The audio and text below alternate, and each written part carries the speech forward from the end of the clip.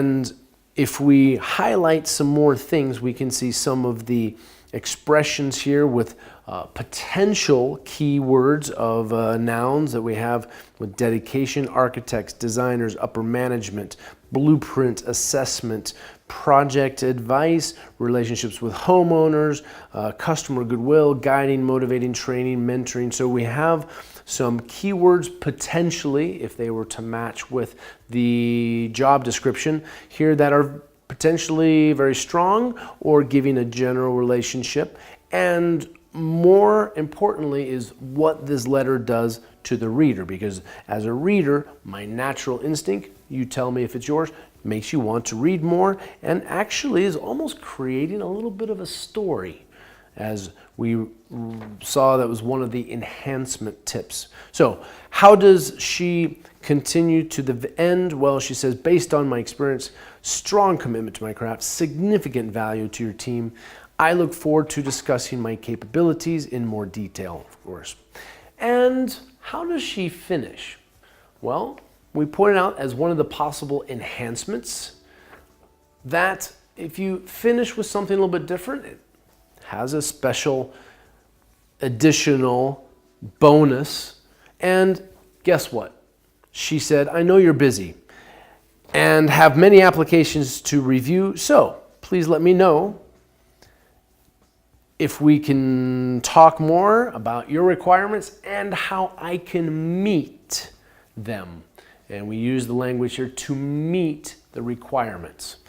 So all in all, if you were to look at Kathleen's cover letter, would you give it a thumbs up or thumbs down? I think the clear answer is a thumbs up. And here in these two cover letters, we've been able to see two overall very good examples of a good cover letter with areas that are indicating skills, dynamic adjectives, also some of the action verbs, along with the overall ability to connect with the reader.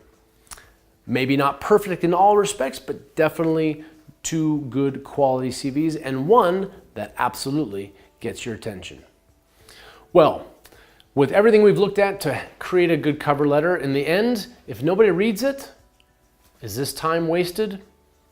I don't think so. I think with the practice and dedication that you are putting in with understanding the normal structures of English with vocabulary that is beneficial to communicate your abilities in English, this practice is good for you. And so even if somebody never reads your cover letter, you are doing two good things. One, you are focusing your language to describe yourself. And two, you are hopefully ready for the next stage.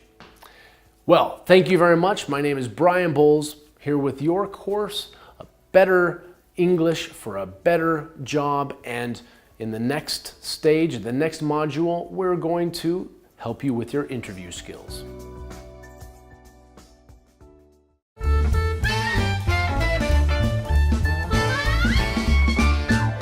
Hi, I'm Anna Collins, and now I want to look at a common mistake with you. As a teacher, I hear sometimes some mistakes, well often some mistakes, things that are not quite right. One of them is when someone is talking to me about a friend and they say, I knew him 5 years ago. I knew Steve 5 years ago, or when I knew Steve. What they mean to tell me is when they met Steve. They're talking about the first time they met someone. I met Steve 5 years ago. I know Steve now because he's my friend and I know him.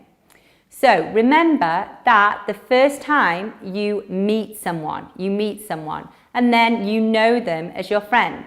But of course, you can meet your friends for drinks or for dinner and you meet them then. But if you're talking about the first time you physically met, remember to use the verb to meet.